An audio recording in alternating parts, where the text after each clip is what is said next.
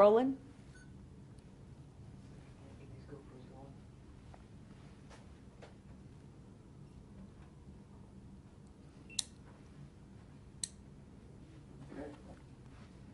Well, Chief, I appreciate you sitting down with us. I know you've had a lot going on with your health and the health of your family. First of all, where have you been the last few weeks? I know you just returned to work, and how are you feeling?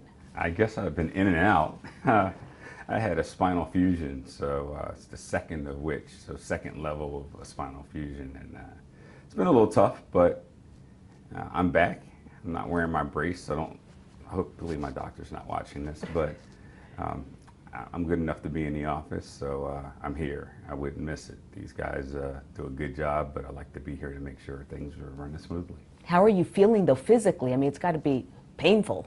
It is, but it's more painful seeing things go on the news and just knowing that you can probably affect some kind of change out there in a different way. And I just feel like I need to be in. Being home is great, but being here and being around the great people that I work with, I think that's a bit of healing for me.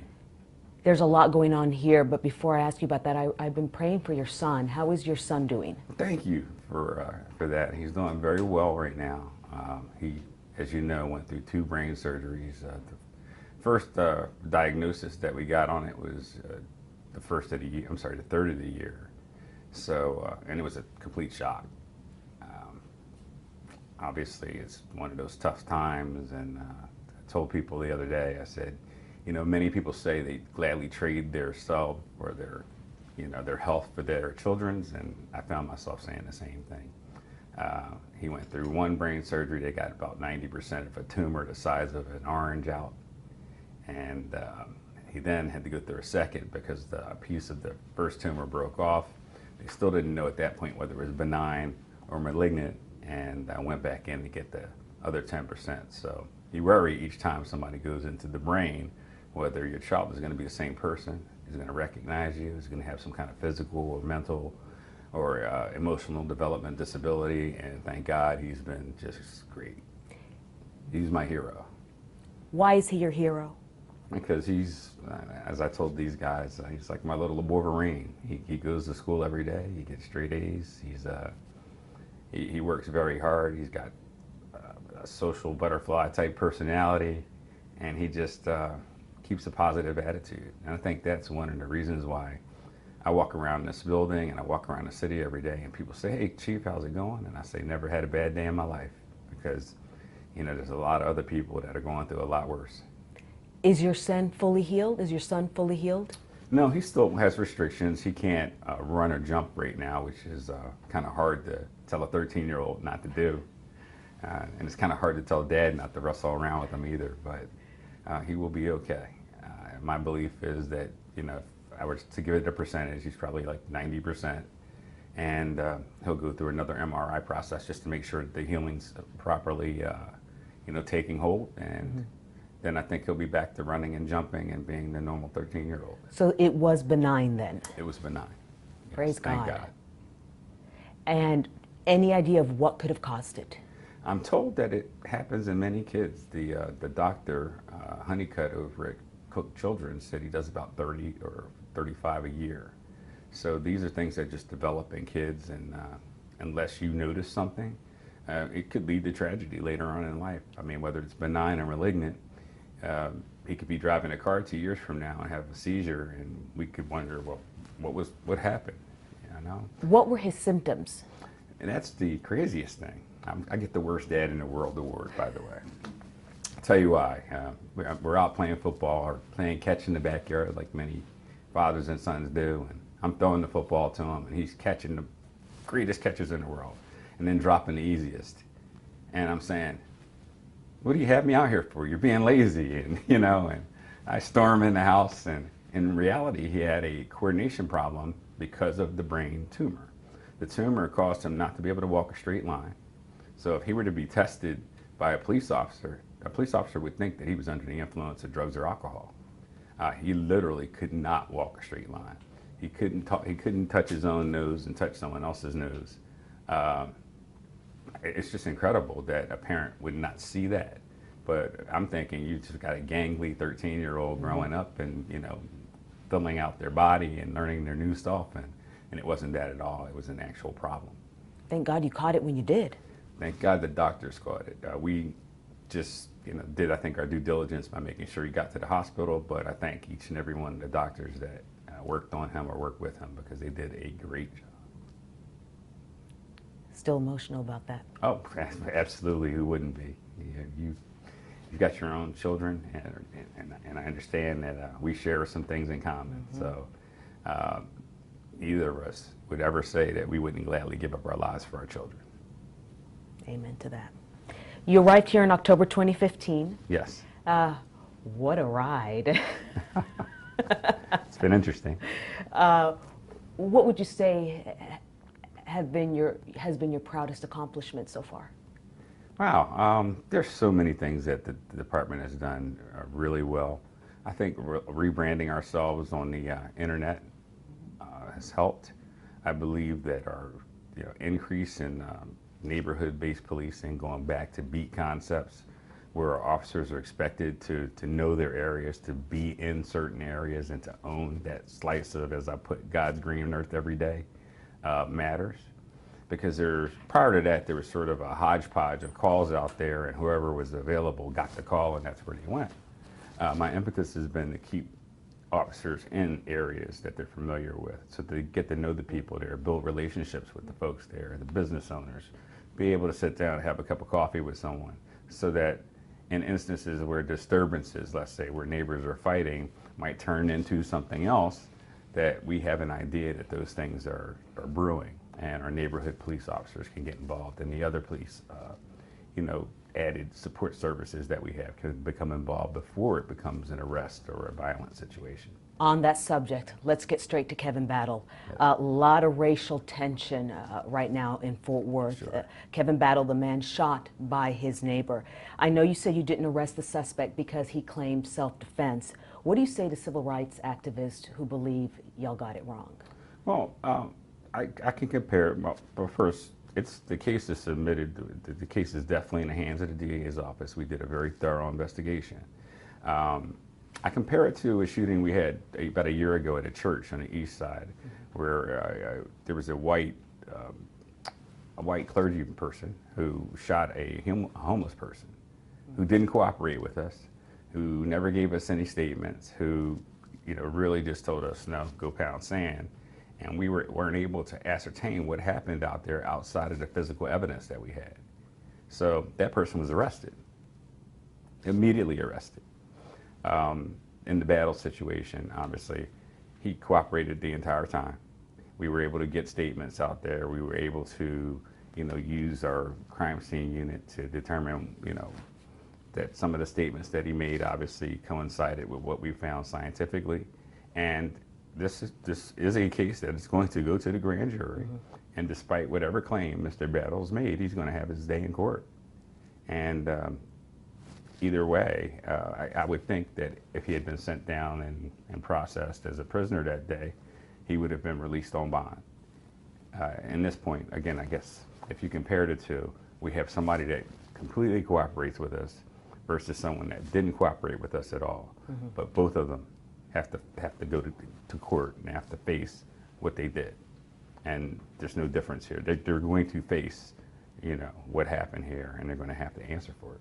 Yeah, the suspect. And absolutely. In the meantime, a group of activists have asked the African American community to boycott local businesses and even an upcoming art festival until an arrest is made. What do you say to that planned boycott?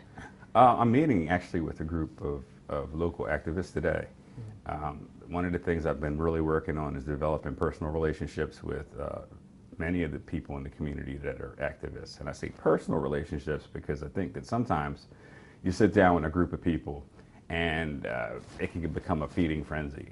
And I felt that as I meet people one-on-one and I have conversations, and I mean real conversations about potentially what their questions are, or what happened, or just building that kind of confidence in each other that we can be open and honest at all times and just share information, that it's been helpful. So this group of people that are coming in today that are concerned about this situation, I certainly am going to have my detective staff there, but I'm going to sit down and be very honest again, as I would any other time, about what we believe is going on and how we believe it'll process this point forward.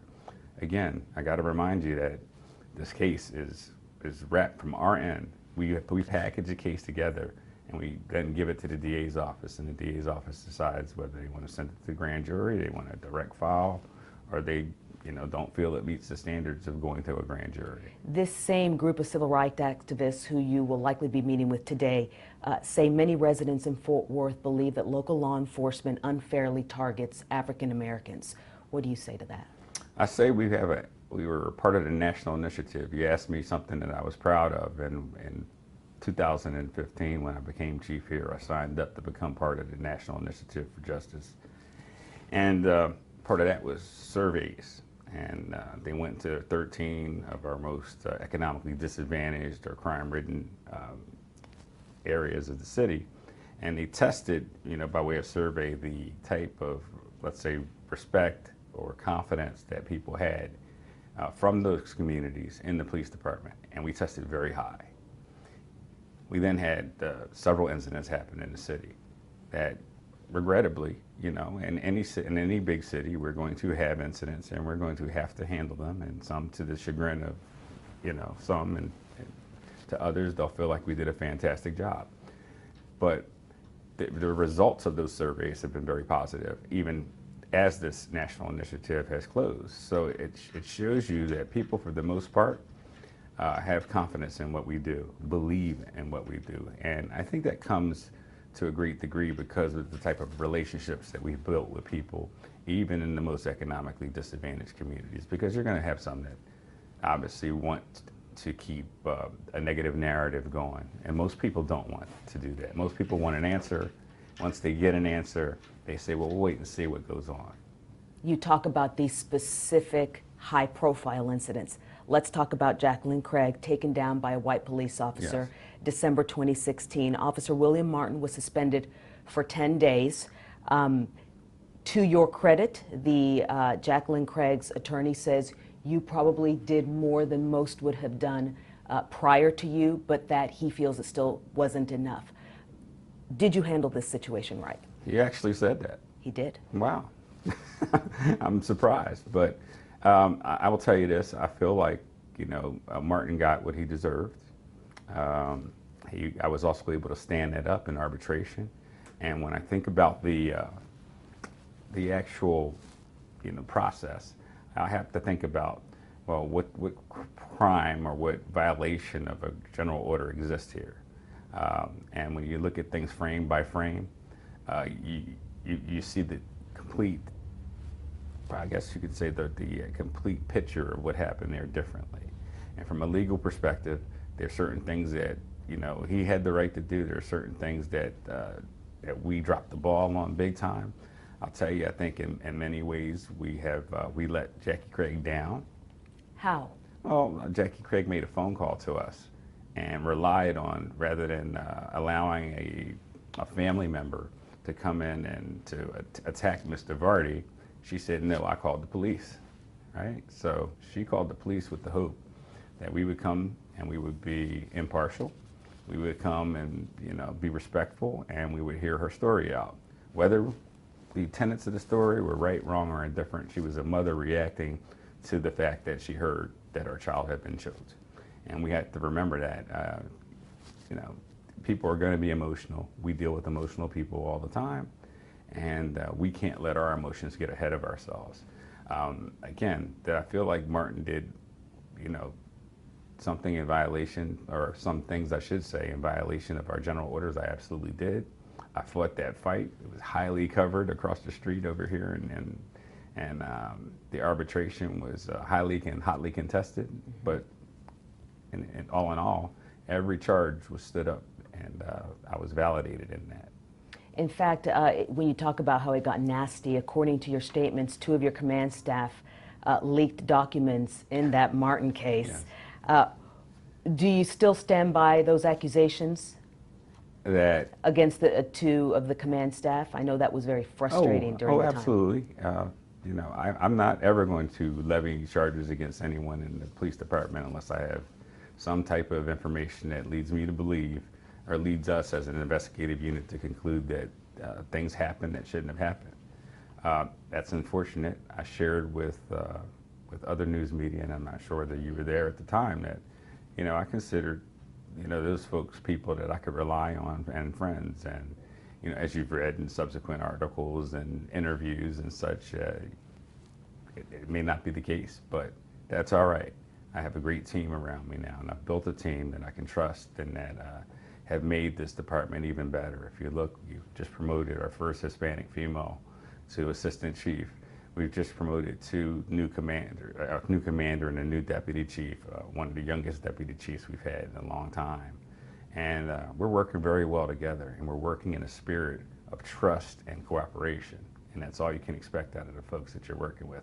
Trust, cooperation, and I should also say, I don't want a bunch of people to agree with me. I ask questions of folks because I want a global perspective on things, and there's nothing wrong with that. On the topic of promoting the first Hispanic deputy chief, the Task Force on Race and Culture recently called for your police department to diversify, noting a lack of black officers in several positions, sure. In key positions like SWAT and homicide. Do you agree there's an issue? I think they're underrepresented in those areas. But areas like SWAT and homicide, I'll tell you, homicide, we didn't have, there was a point where we had a homicide vacancy or two, and we may have gotten 4 applications for those positions. We have to make it more amenable for people to apply to those positions. That is my take on it. It's not so much that we are putting a glass ceiling up there or precluding people from applying for positions like this, but SWAT, you have to test very highly. You go through rigorous physical testing, you go through rigorous shooting, and if you don't shoot to those levels, we don't just place you in SWAT. I mean, that would put us in a vicarious liability position, and I mean, it really wouldn't be the right thing to do. But when you go to homicide and you go to detective positions, detectives are a tested position. I, like anyone else that's been promoted in the police department up until a certain point, have taken written civil service test or oral civil service test. And we have to, make it more amenable for these folks to get sort of maybe some testing experience in, or to even have the willingness of some millennials to even want to promote anymore. So what we're doing is offering opportunities for them to see or speak with people or connect with people in these different areas that they're interested in. When you say them, you're talking about African Americans. African Americans, whites, blacks, I mean everyone across the board. We want it not to be a secret that homicide, that going to a homicide unit, you're going to be expected to go and have callbacks. You're going to be expected to do a heck of a lot of work. And I don't think that people shy away from that. I just think it's an ignorance to a certain degree as to what some jobs entail. So we're opening that up in each one of the positions, especially our criminal investigative units, to let people know, hey, this is what you're going to be responsible for if you go to our traffic investigation unit, or if you go to homicide, or you go to robbery, or it's not a walk in the park. So we're working on that and giving people those types of opportunities and mentoring them. So if we have people that show interest, we have mentors in each one of those positions that will follow it through. As far as the underrepresentation, though, you do agree with the task force? Oh, I agree. We're underrepresented in certain areas in this department, but in those areas, again, I want to reinforce that those aren't areas where you just place people. Those are areas that are tested positions and positions that we have to make sure that those folks are applying for. It has been a few months now since you removed your name for the Baltimore police job. What an interesting scenario that's been. Are you still looking to leave Fort Worth, or do you want to stay here? I know you've made it very clear to me off the camera, you've been committed to Fort Worth. I have been, and I will continue to be. I never in a million years thought I would ever look or even entertain another position outside of Fort Worth. I'm very happy here. My family's happy here. As I said, my wife's a police officer. She works for the DA's office, so we sort of have established our own niche here. Baltimore was a again, you know, you're always going to have somebody knocking at your door asking if you're interested in something. And I had the ability to go there and become interim chief in Baltimore and to avoid some of the problems that were associated with me not going there. Mm-hmm. And some of the negative news articles that came out did so because I wasn't able to devote the time as a interim police commissioner there. I did that because I wasn't sure that that's where I wanted to be. I'm here. I have tremendous support from the community here in the city. I found, even more so than I thought, I have tremendous internal support with the police department. My mom is 90 years old. She came here for my son's surgery and she met hundreds of people, of which many of those hundreds were police officers and others were citizens here. And they each to a man or woman told her that, we love your son. We hope he doesn't leave. He shouldn't leave. His job's not done. What did that mean to you? Oh, it meant the world. It meant more than the world to me. And I saw some of that myself as I wrote when I said I was going to stay, leading up to making the decision to stay. But sometimes it takes, a matriarch of the family to tell you not to be hard-headed, as she would put it. And I was hard-headed no longer, and I said, I'm going to stay here. Baltimore, the Fort Worth Star-Telegram reported that you overstated your resume to Baltimore, saying crime numbers were better than they really were here. Did you overstate your resume? No. I'm giving you some of the crime numbers now. I'll tell you this. Let's use as an example the body-worn camera program. That's a really good example. My predecessor started one of my predecessors started the body-worn camera program when they were the #1 and largest body-worn camera program in the state of Texas. Right now, if you were to look at a resume, my resume would say, we're the largest integrated body-worn camera program in the state of Texas. And by that I mean, we are the only city of our size that uses body-worn cameras, videos from our car and on your body, and they trigger each other. So if a police officer comes up on a scene and he just gets out of his car and it's a priority assignment, his body-worn camera comes on immediately, and the other officers that come to that scene, their car cameras and body-worn cameras sync, so we're getting all types of perspectives. Okay. That's big, and I'm proud of that. But what I'm not proud of is when a report takes an 8-page resume and takes 4 lines out of it and perverts it to be you presenting something that's inaccurate. I'm very proud of everything that I've done, everything I've accomplished. I'm more proud of the people that were asked to speak that on my behalf, like Mayor Owen from Missouri City, or like all the people in Philadelphia who were polled and asked and gave positive responses, but that was never printed.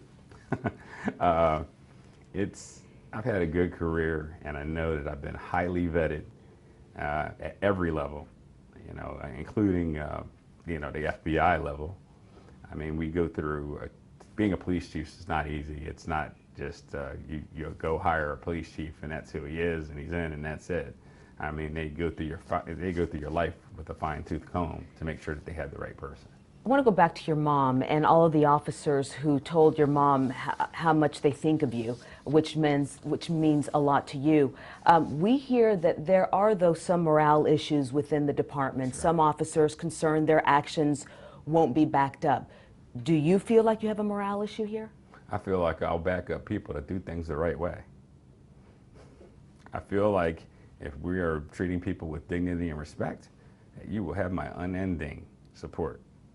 If you vacillate from that and you commit an infraction that is clear, either you'll get some kind of educational-based discipline or you'll get some kind of punitive discipline. In any job opportunity out there, whether it's reporting, whether it's broadcast media where you misstate something, you may have to make a correction, or you may be sanctioned. Correction. I mean, but it happens, or you may have to be sanctioned in some way, and that happens. But to think that we're a police officer, or a police department, I should say, in this century, and that some think that we should not have punishments for things, that's just not consistent with how we run a police department and not a police department of this stature in this country. We're going to be proactive. We're going to treat people well. We're going to make sure that people not only respond well to us, but trust us, and we develop the type of relationships that build that, that substance that we need. So when there is a problem, that I can call in a group of people and explain to them what happened, and have them leave and say, you know what, the chief was just being open and honest with us. But when we allow officers to do things that are inconsistent with our general orders, that erodes that trust. Mm-hmm. And that's something that, again, we as an organization, we have to be proactive. We have to make sure that we always have cutting edge policies and procedures, and I think we do a good job doing that. So then you're not concerned about a morale issue? I'm never going to say I'm not concerned about morale. I will say this. Our lower level supervisors have a lot to do every day with making sure that an officer's morale is high. I wish I could go out and ride with every officer and explain to them on a one-on-one how things are going. I just did it the other night. I went to a roll call and probably kept them there way too long because I talked too long. But we had such a productive conversation, and I could tell that they were that they had misinformation. Okay. So morale has a lot to do with getting the proper information out there. Morale has a lot to do with me having the right command staff in place. And that's why I'm proud of having the commanders we have now, because they are hand-picked folks that I expect to go to roll calls, to not only run their areas, but go to roll calls and to break down some of the communication problems that can happen through that grapevine. You said that you wish that you could ride with every officer. Yeah. So let's go there right now. That's what the beauty of the camera. You're in the police unit with every single officer right now. What do you want to say to them?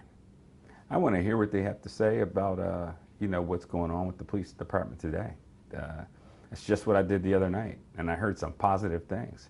What struck me as most positive is that they actually believe in a lot of the things that I'm hearing through morale issues that, that are being criticized. For example, we've had changes in the way we dispatch radio assignments, and we're having supervisors answer calls and to be more responsible for the human resources aspect of allocating the resources that they have. And officers like that. Officers support it. But when you hear it the grapevine, it's, oh, the officers can't stand this, or the officers can't stand that, or, So we always have to keep in mind that we're hearing a very small portion of this 1,700 person plus police department. I should say 2,200 counting the employees that we have that aren't civil service. You're always hearing a small portion, and the squeaky wheel sometimes gets the oil. But the way I, can do a better job of getting out there and ensuring that I, let's say, make sure the squeaky wheels don't squeak as much, is putting myself in front of those roll calls, answering those questions, and really getting a good gauge on what the officers feel about what we're doing. Are you easy to get a hold of if someone needs to get a hold of you? Oh yeah, absolutely. There's some people that try to get a hold of you and try to circumvent the system, and those are the people you have to tell no, to. But other than that, I am pretty open door. There are people that come down this hallway every day and poking and just say, hey, Chief, just wanted to say hi, keep up the good work, and we love what you're doing. Can we pray with you? Awesome. To me, when you hear something like that, I think at least I'm doing something right. Yeah, that does sound right. You've not shown up to all of the appeals hearings. Is that purposeful? Oh, that's nonsense. I missed two, and one of which was because I came back too early from this last back surgery and I had a relapse. I have no problem going to appeals, and there's a difference between where I came from in Pennsylvania and here in Texas, and that's we testified every day, multiple times a day. I was used as an expert witness. I've testified over 3,000 times in my career.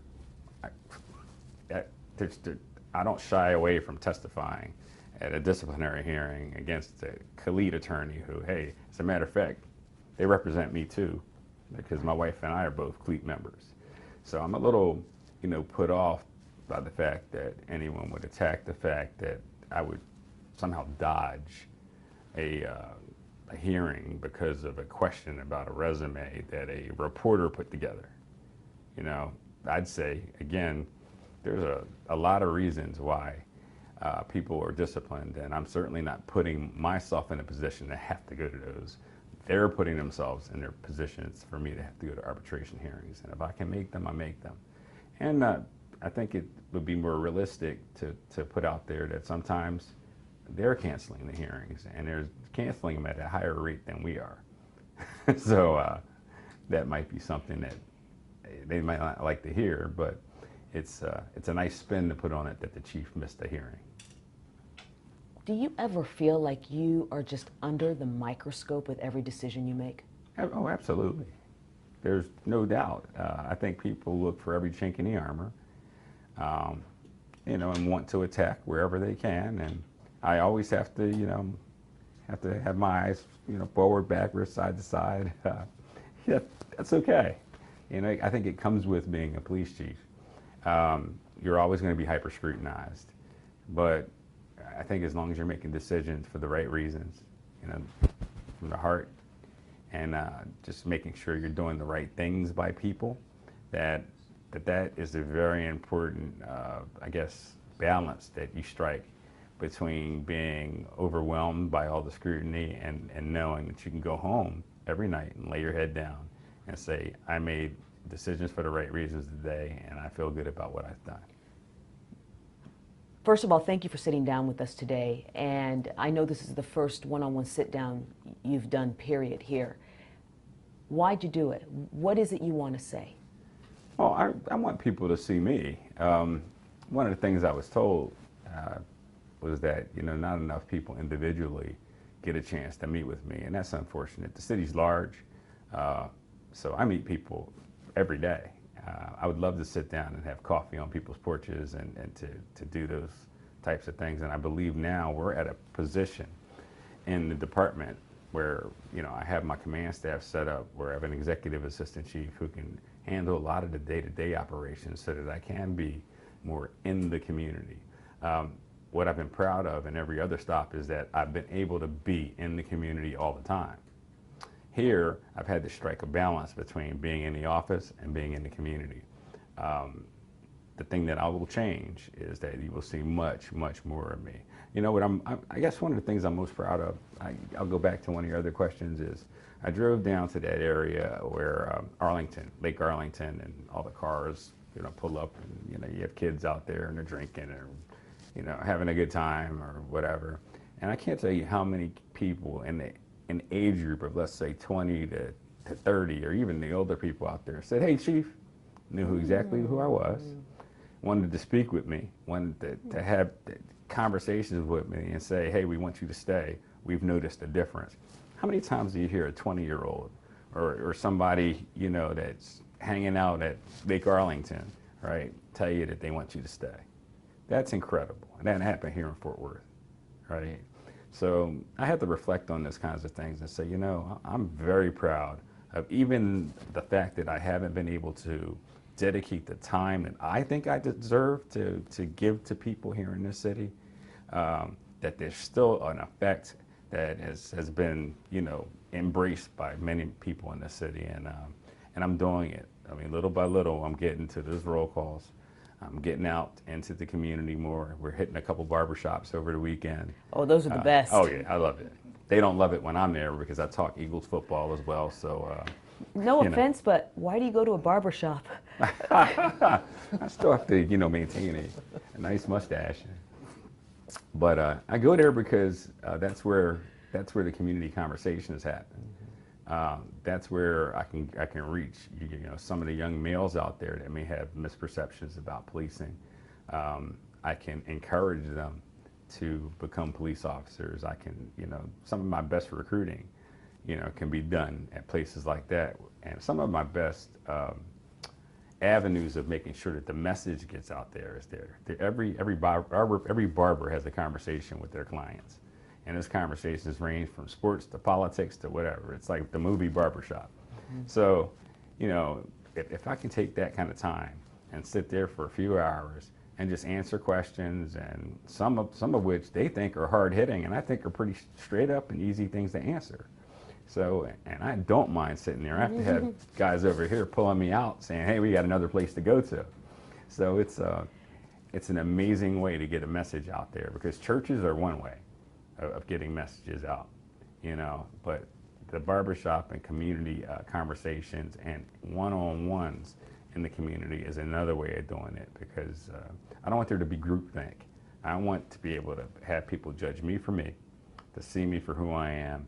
And I think part of the reason why I, you know, had the confidence in you to sit down and do this is because I knew that, you know, what you're trying to get at is to make sure that people know me better. And I hope we're accomplishing that. I think we are. What's your future in Fort Worth? That's going to be up to Fort Worth. I'd like to stay here for the rest of my career. I made the mistake already of, you know, entertaining something else. I'm happy here. I just want the same commitment, you know, that I'm willing to give to this city. And, you know, we've got good people here from the top to bottom. Our mayor, our city management, the folks here that work very hard behind the scenes to do and try to get us on the right track. You know, you go so far as like putting together the Race and Culture Task Force, pulling the Band-Aids back on things outside of just law enforcement that have been problematic in the city, and addressing them. And I guess another thing, you know, that we can be very proud of is our focus and the mayor's focus on education, because that's made us rethink a lot of the things that we do here in the police department. We can put a PAL program together, which we have. We've done Code Blue basketball at night. We've done other, you know, great events. We've raised money for Read to Win. I did my first fundraiser and we raised about $75,000. And that was while people knew that I was still up for a Baltimore job. Wow. And you have a PhD, don't you? Yes, I do. Okay.